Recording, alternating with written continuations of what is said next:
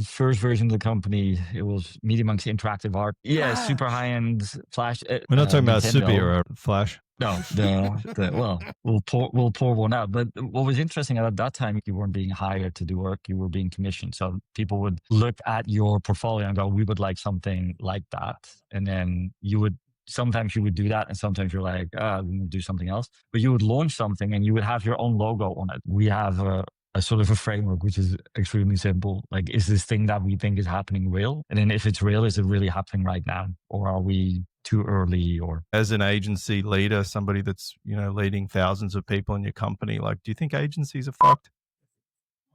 Yes. Short answer. But the way you're framing it is the interesting part of the context. If you would have to describe the type of company that has a high chance of success in the current landscape, it probably looks something like agencies do. Agencies as an organism are, I think, really well suited to what's happening because you need a lot of creativity to think through the opportunities. You have to have a talent base that probably looks quite similar to what an agency talent base looks like. You have to be able to reinvent your business, which good agencies do every few years anyway. So there's a lot in the agency landscape that I think makes us as a group extremely suitable to this moment. The flip side of that is we make our money mostly selling the time of people, and those people mostly do things that look a lot like what generative AI does quite well already, right? So that to me is tough. I think the problem that we have as an agency landscape is we hero and celebrate some of that amazing storytelling and big idea work.